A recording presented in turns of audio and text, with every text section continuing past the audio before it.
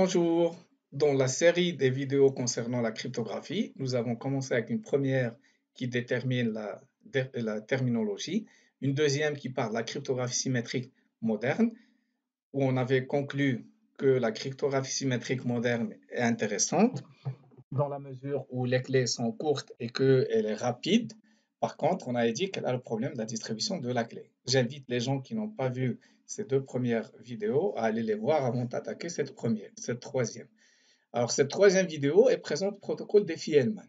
Diffie-Hellman, en fait, c'est la solution à la problématique qu'on avait posée à la fin de la deuxième vidéo qui concerne la distribution de la clé secrète pour la cryptographie symétrique. Alors, je rappelle le problème. Alice et Bob veulent s'échanger des données confidentielles.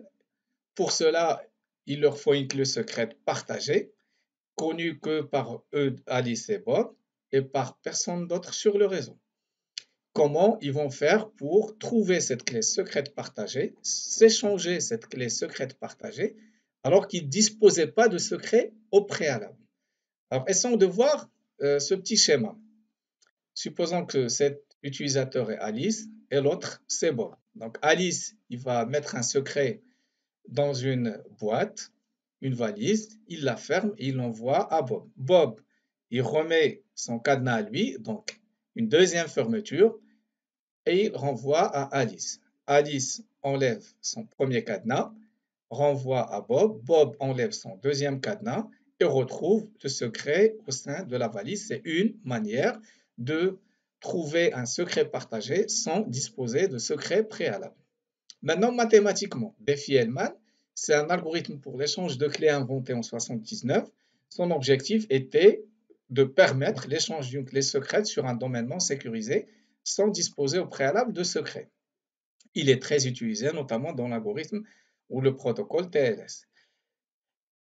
Diffie-Hellman repose sur un problème qui s'appelle le problème du logarithme discret, un problème mathématique qui s'appelle le problème du logarithme discret. Qu'est-ce qu'il dit ce problème? Il dit que si j'ai G et P, G un polynôme générateur et P un nombre premier public, tout le monde les connaît, et que je génère A pour moi privé, et je calcule G à la puissance A modulo P, et je vous donne la valeur de G à la puissance A modulo P.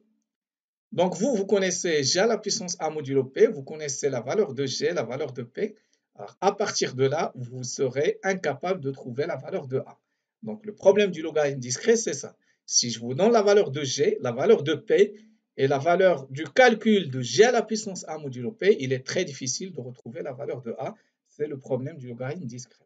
Alors, Diffie-Hellman introduit une notion importante pour la première fois dans les protocoles cryptographiques. C'est une partie qui est privée, ça veut dire A, il va rester, c'est une chaîne aléatoire, c'est une sorte de clé qui va rester privée, connue que par Alice.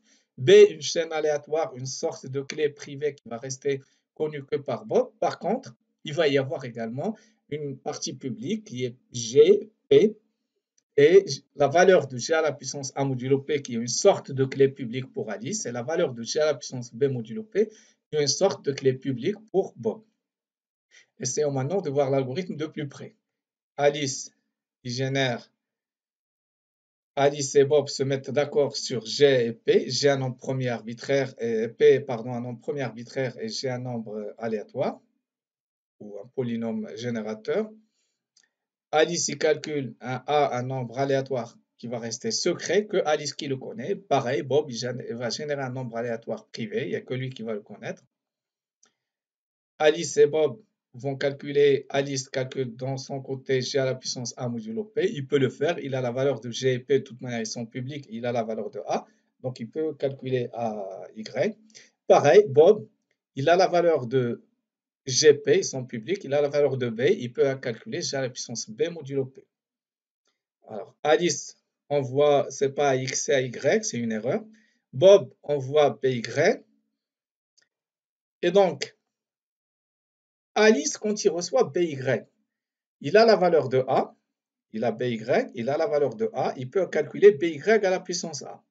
Pareil, Bob, il a reçu AY, il a B, donc il peut calculer AY à la puissance B. Rappelons qu'il n'y a que Bob qui peut calculer AY à la puissance B, parce qu'il n'y a que lui qui a B.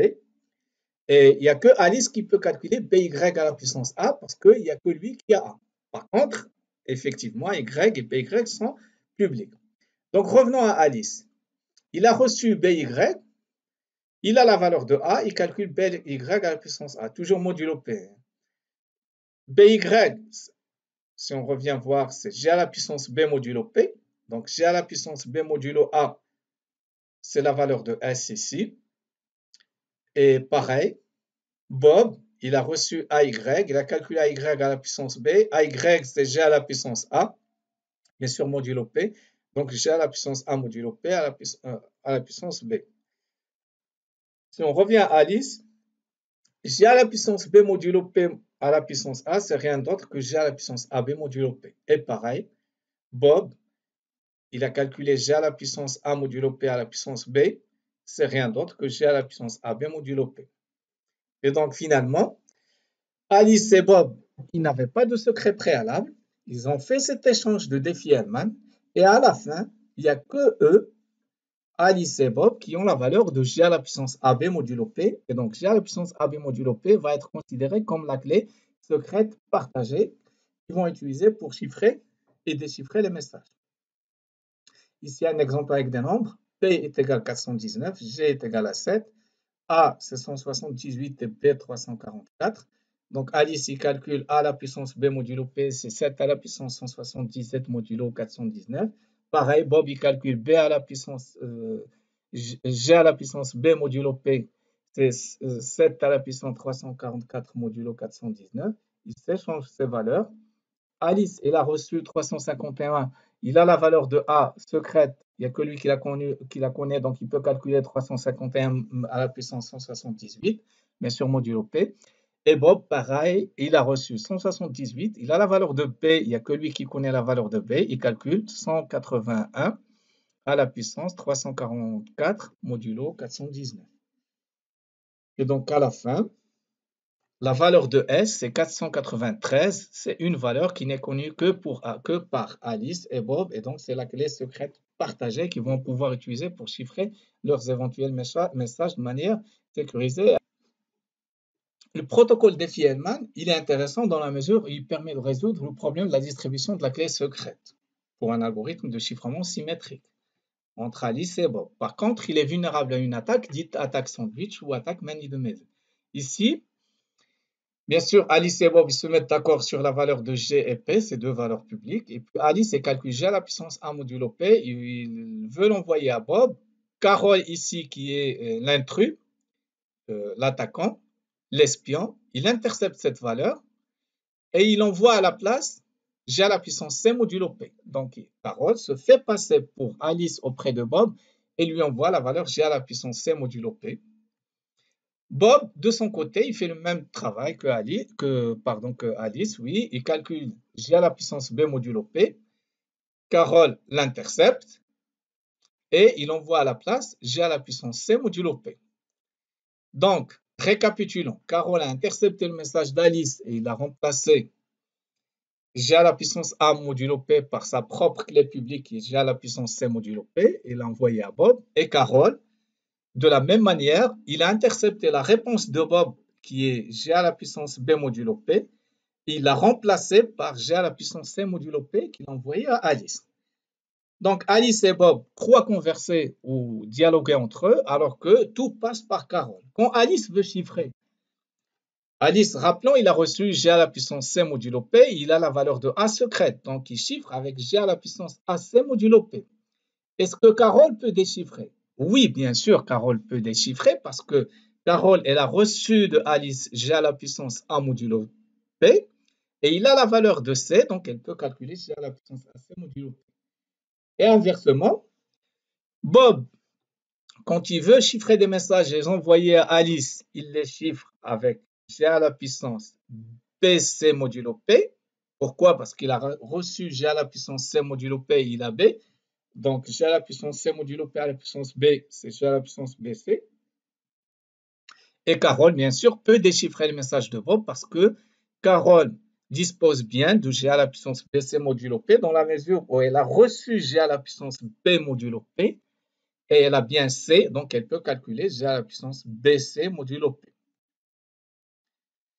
Voilà, nous avons expliqué l'algorithme Diffie-Hellman qui, rappelons-le, permet de résoudre le problème de distribution de la clé secrète partagée pour un algorithme de chiffrement symétrique. Par contre, on avait expliqué qu'il est vulnérable aux attaques dites man-in-the-middle. Rappelons que Diffie-Hellman également est basé sur le problème du logarithme discret qui dit que si je vous donne la valeur de g, la valeur de p, la valeur de g à la puissance a modulo p, il reste secret chez moi, vous ne pouvez pas trouver la valeur de a. Voilà, on a terminé cette troisième vidéo sur la cryptographie symétrique. Maintenant, la prochaine vidéo serait sur la cryptographie asymétrique. Merci et au revoir de vous voir dans la prochaine vidéo.